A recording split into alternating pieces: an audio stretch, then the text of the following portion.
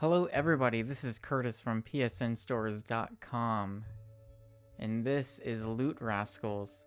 So this is a really interesting roguelike with a kind of a deck builder or card game element added into it that is super interesting. I'm really liking it so far. I've played maybe close to 2 hours of it.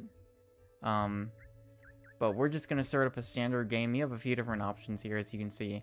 You have a daily challenge, which you get to play once a day, but it's the same seed for everybody.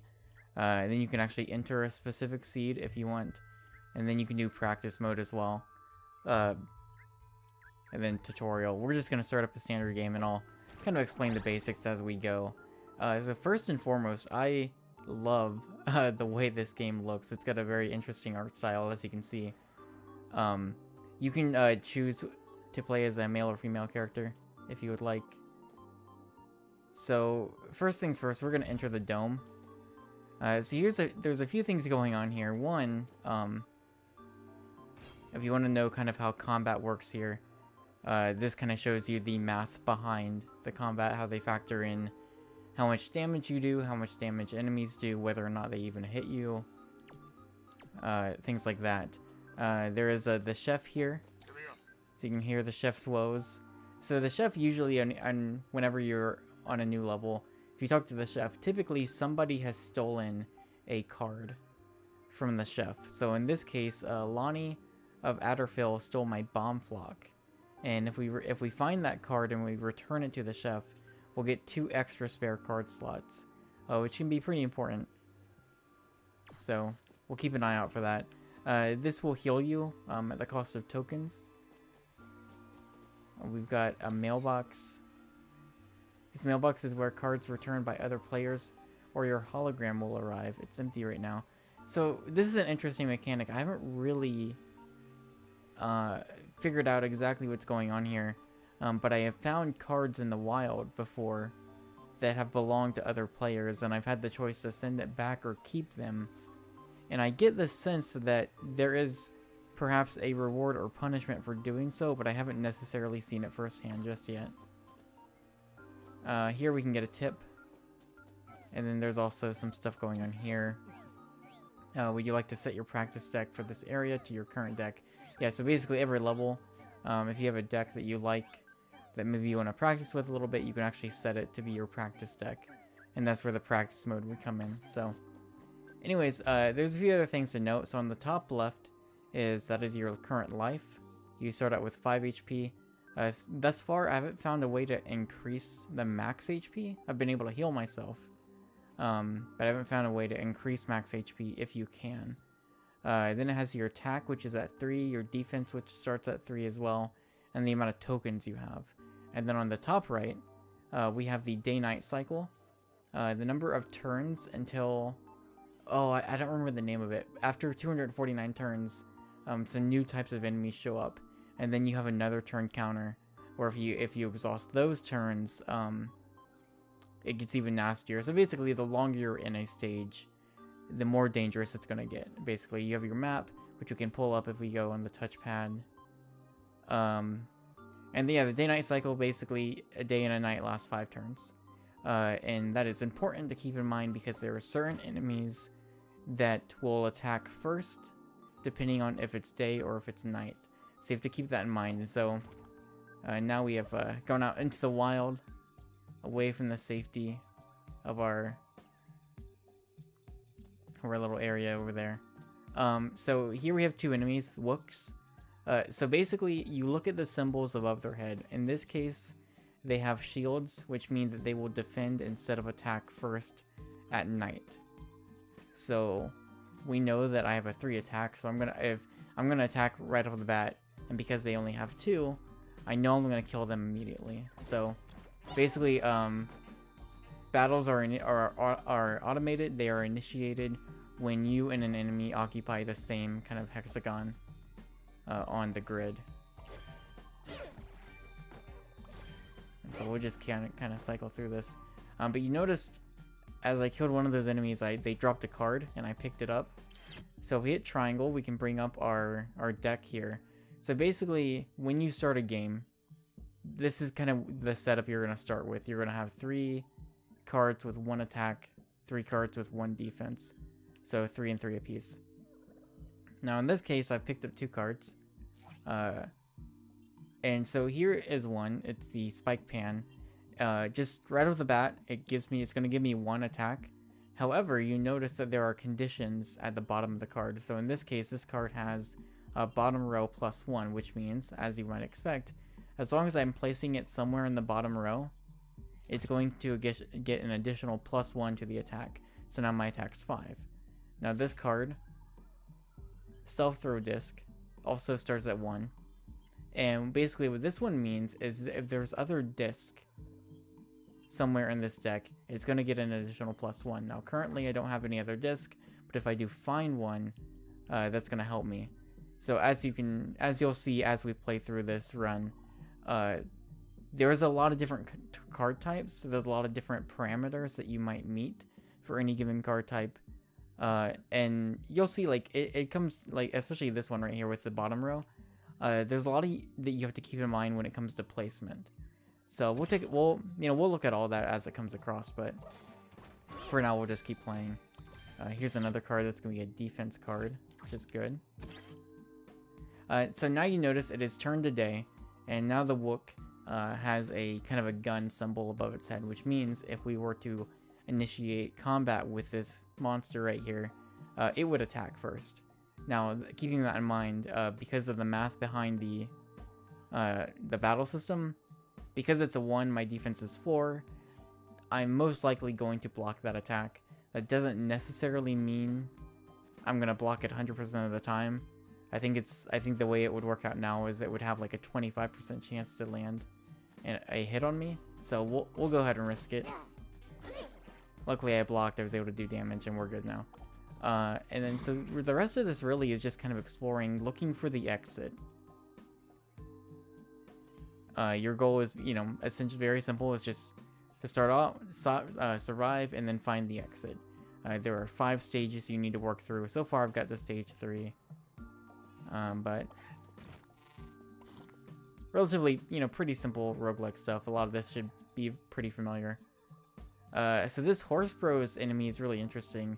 From what I can tell, with every move it takes, it changes the number above its head, like the attack or defense. So right now it's at 18, and now it's at 6. And then it will go back to 18, and then back to 6. So that one's really interesting because I've seen some get upwards of like 70, and then go down to like 9 or something like that. So it's kind of interesting. Again, because then you have to really think about, okay, when I do attack this creature, I'm going to need to be sure that I attack it at the right time. So like right there.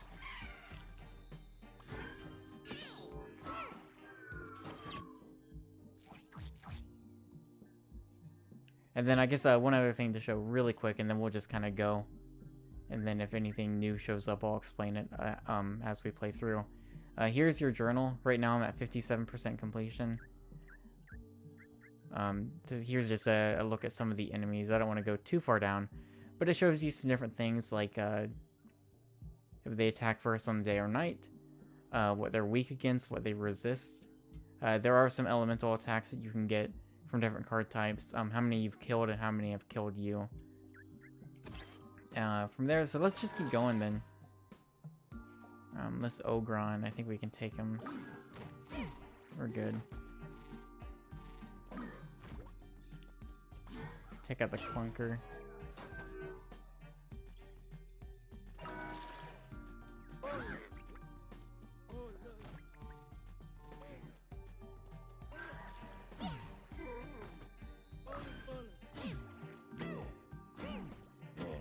Oh man, that block was really good. Alright. We're in a little bit of a situation here. What I found is when you, like, the actual act of looting a card seems to take up a turn as well. Or at least if you loot a card and there's an enemy near you, sometimes they'll kind of move into that spot and you'll initiate a battle again. But knowing what's around me right now, I I only have 2 hits. Let's go for the rat stack. See if we can figure out a way out of this situation.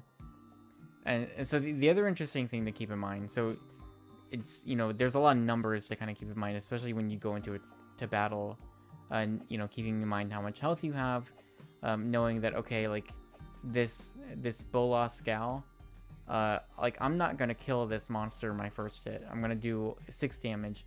It'll take it down to 2. But the thing to keep in mind is because it's gonna be at 2, when it attacks, it's gonna be 2 against my 5 defense. So still a chance of hitting me, but if it does, it's only gonna do 1 HP. So I'll be able to survive, but hopefully I'll be able to block, and it won't be too big of a deal. Nope, that did not happen. Okay. Still got 1 HP left. So in this case, you know, we're in a bit of a sticky situation. So because there are enemies close by, I cannot warp back to the dome, but if I kind of get some distance between myself and the enemies...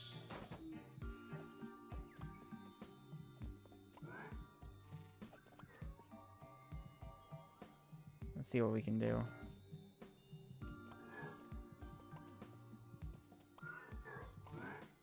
Or I guess in this case, I can just kind of walk back.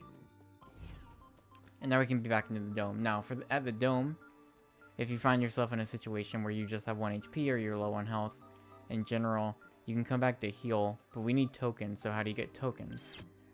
So tokens you can get just from scrapping or decompiling any extra cards you don't need. Now in this case we need 2, so I am going to take... I'll keep it even at 5-5 for my attack and defense. And hopefully we'll be able to find some more cards. So we're healed up. I can kind of venture back out. That card is still out there. Oh, nice block. That really helped.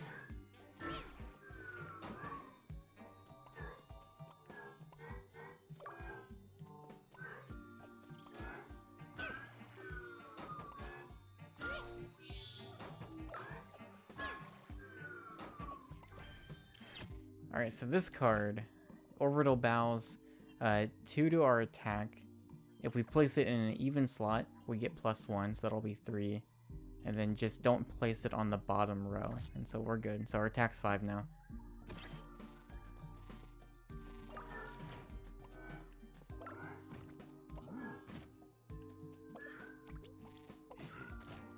Oh crap, I keep forgetting that if it's blinking, it's gonna switch.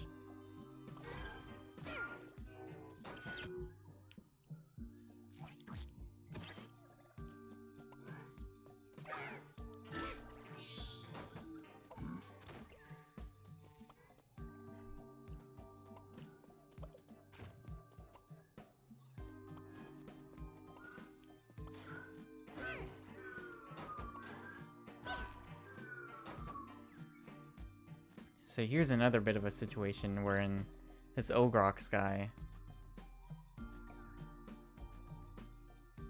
I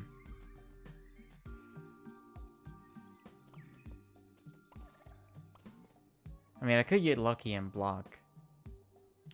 But I'm probably going to take 1 damage, yeah.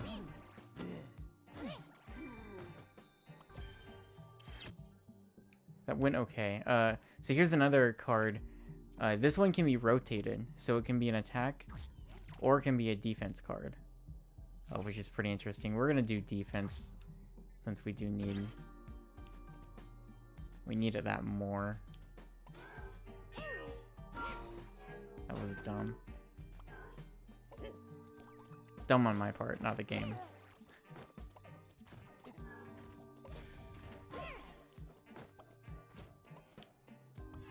And then sometimes you'll find things like this. So in this case, that's something that will just heal you 1 HP, which is good for us. But sometimes you'll find like special cards. I found like a special artifact card. I don't really know what it does. I didn't really get a chance to use it. It seemed like it would actually be something that you would need multiple pieces of to activate. But there's a lot of, it seems like this is the kind of game, as many roguelikes are, where there's probably going to be a lot of different hidden areas and secrets that you can find within any given stage. So, maybe we'll come across a few. We'll see. How's our map looking? Okay.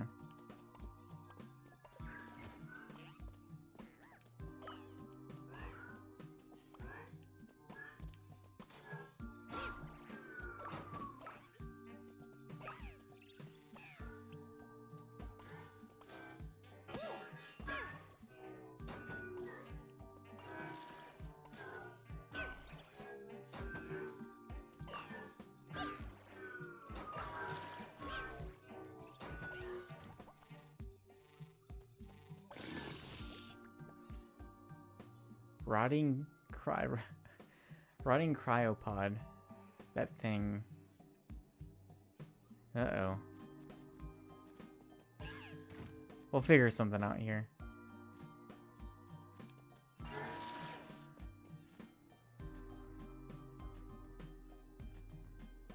Oh, here's an interesting thing. It looks like, I'm guessing it probably is the rotting cryopod. You notice on the day cycle, the third sun is locked. So I ran into another enemy like this where I think what it was is that when I was within range of them, it locked it to night so that they would be guaranteed the first hit. And I think this is what that enemy is doing, except it's for day. So that could be problematic. See if I can get a block here. No. Okay.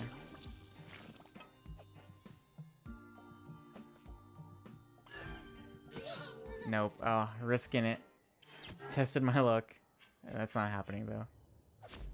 And so what happened here is when you are killed, an enemy will steal a card.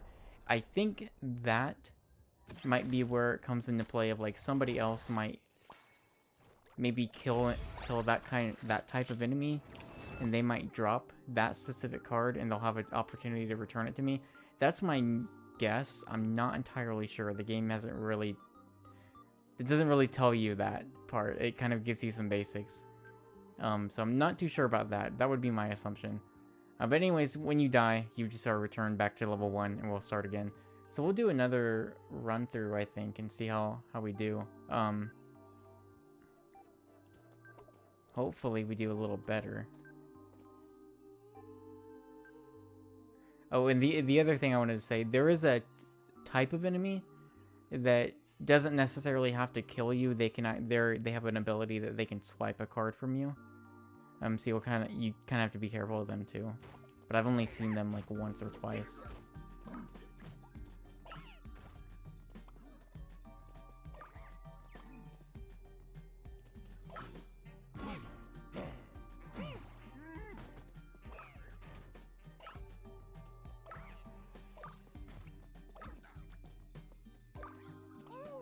Crap.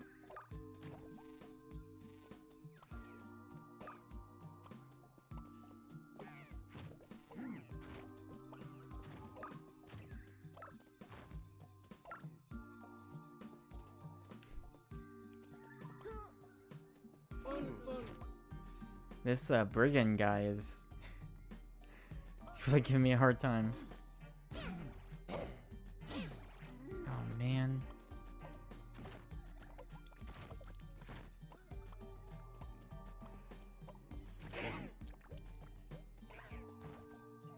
Well, this is not a good start.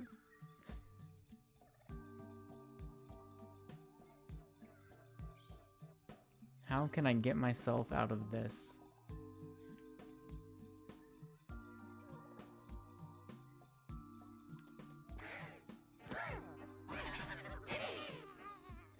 Alright, we'll do another run. Hopefully it will be a little better than what just happened there.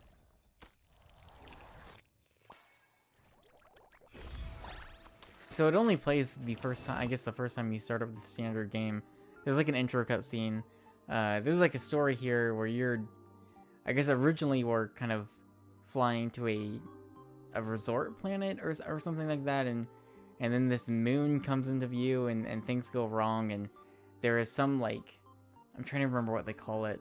There's like a thing underground that is like kind of pulling strings, and it's using you to kind of gather information. It's a really odd story, but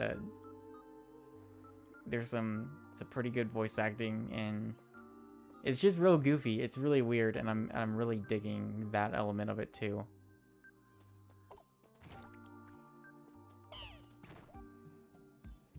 Like, I'm not necessarily a huge fan of roguelikes, with like a few exceptions, just a few. But I am thus far like really into this, and I think for a number of reasons. One, I think this card stuff here, once you get you know, even once you get like a decent ways into just the first stage itself, and you start getting more complicated cards. Card to the right, so we're gonna want to have something on the right side here. You start getting these different parameters here, and you have to like really keep in mind and be considerate of like or just consider where each card is placed, and you know, what cards are on even columns, what cards are on odd, what's on top, what's on bottom. Like, it's a really interesting system, and there are enough card types that any given playthrough, like, you're gonna have a pretty different deck, and I really like that. And also, I just like the style. Again, I love how this game looks, and the little bit of story that was there to kind of, you know, give you a bit of a setup was really weird and odd, and I'm kind of curious to see where it goes. So it is kind of ticking all the right boxes for me right now. Although at the same time, like many other roguelikes, I always have a very difficult time finishing them. So we'll see if I'm actually able to finish this one. Or finish as in get to beat the final stage, but...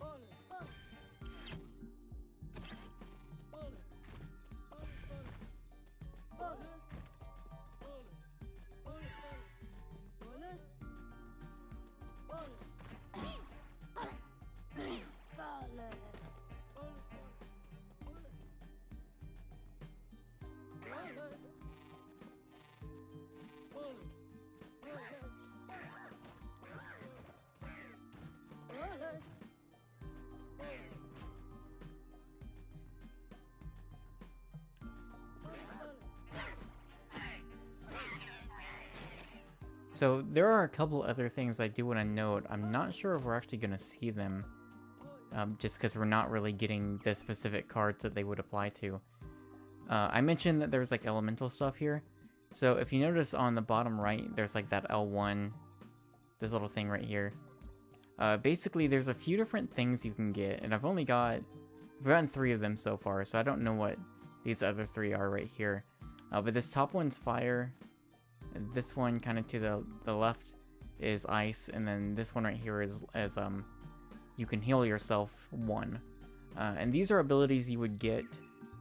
Basically, they would be outlines, and you could stack them on any of these cards. And what they would do is they would give you that magic ability. So ice would be something where you could freeze an enemy in place for a few turns. Fire, you could just burn an enemy. And then the heart, of course, you would just be able to heal yourself. And those are like, you would use them and then they would have to recharge after a certain amount of time. And that in and of itself brings some interesting strategies as well. especially the ice ability. Now, the other three I have not found, so I don't know what other abilities there are like that. There's also a thing that you can do. So we saw that you can get tokens by dismantling your cards, and you can spend those tokens to heal at your base. However, what we haven't seen is you can also spend those tokens on some other things. So one example is you can spend 1 token and get 1 free turn, where you move and no other enemy gets their turn as well, which again could be really, really useful depending on the situation that you're in. Let's maybe go back closer to base and then head left.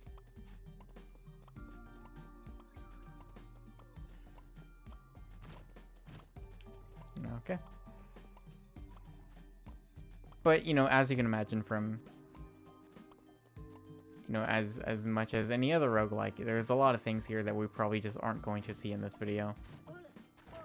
But hopefully this is a pretty good, or gives you a pretty good idea of what's going on here. This is a neat game. So this is actually the enemy I was talking about. When I'm within range, they lock it to night. So you just have to kind of keep that in mind.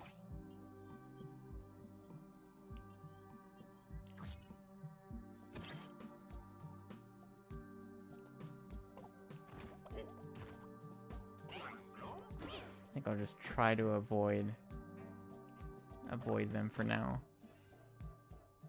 I also like the enemy names. Rascals. It's pretty good.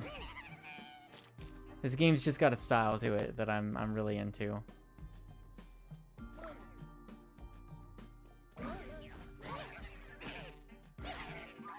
There's something I haven't seen before. It might be a bit of a journey getting there, considering what we're looking at, but we can try it.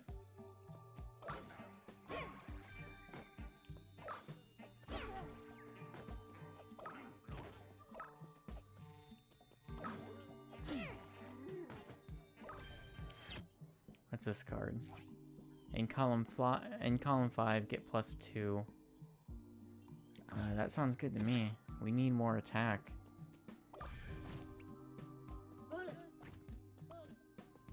So what is this? Defense Blender Burst. Combine all equipped.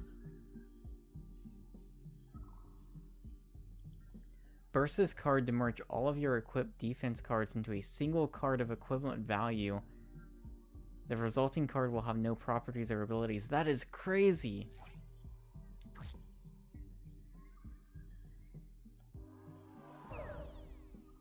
Oh man! What a cool card!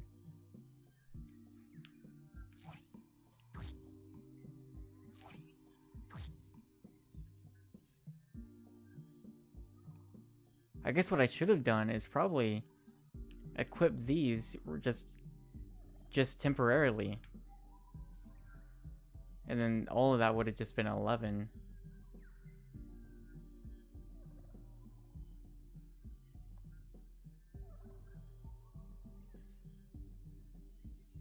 That is a super cool card. Wow, okay.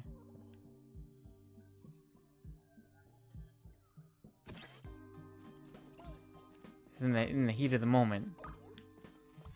Didn't get the best possible use out of it, but still, that is super cool. Wow.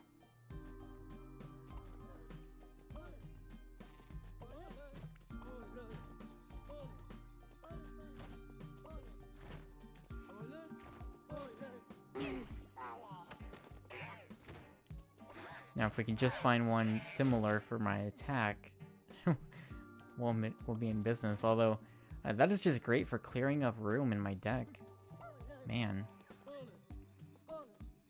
So here's a burn bunny. They might drop a burn card. If I can take them out. Yep. So here we go. So drag this card onto another to give that card the burn ability, which you can use to attack buddies with baddies with fire and burn things. So we'll just put it on the meteor ball. I don't think it necessarily matters. I guess the thing you would keep in mind is that there are enemies that could potentially steal a card, and they would probably want. I don't know necessarily how they decide what card to steal, if it's random or not. But you could imagine they would maybe steal a valuable card. Although this defense slab right here could be would also be one you'd think they'd want to take. So, with that fire ability now, we can use the right analog stick to kind of like choose, okay, maybe we want to take an enemy out here. So let's maybe move down and see if we see somebody like this horse bro. Now granted, I don't think I know what they're weak against just yet. I guess we could check. Are they down? Where's the horse bros at? Oh, there they are. Doesn't look like they're weak to anything. Oh no, here's the horse bros. I'm looking at a different one. They are not weak to anything though. Okay.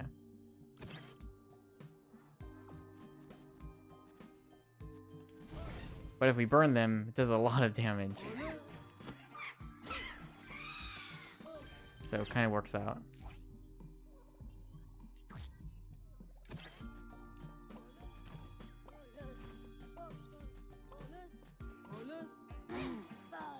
Things are going much better than last round. Much, much better.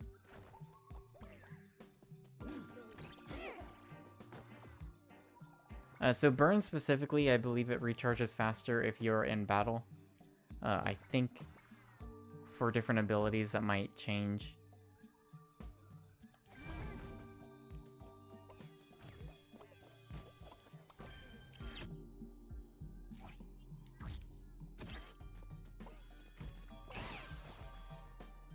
And we found the exit. Oh yeah, so here's another crazy thing. So we found the card rocket. So the card rocket, we can take a card that we currently have, and we can blast it off into another dimension. So then the next time I start up a run, immediately right next to the base, that card will be there. So maybe if we have like a valuable card or something really good, where it's like, well, this is great, but it doesn't really fit into my deck right now. You can actually, if you find the card rocket, you can actually just send it over to your next run, essentially. But for now, there's not really anything I'd want to send over.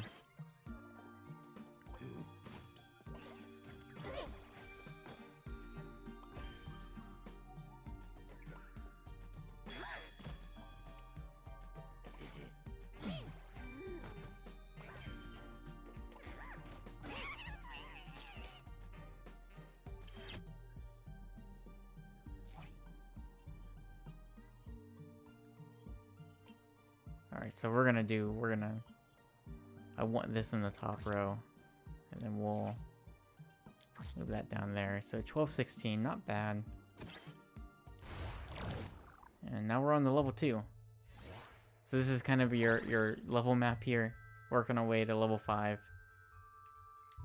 Who knows how long it'll take me to get there, but here we are. So, but with that, I think that's gonna do it. Hopefully that's a pretty good look at Loot Rascals. This game is out now on PS4. I'm really into it. I think this is a pretty neat game. So I'm going to keep playing it. If I am able to finish this game, I will be reviewing it at some point. Hopefully in the near future, but I have a bad history of not being able to beat roguelikes. So we'll see. Maybe this will be the one to break the curse. But I'm super into it right now. This is a lot of fun. It's the card system specifically, I think, is the highlight here. Really, really cool stuff going on. But thank you for watching as always, and until next time, I'll see you later.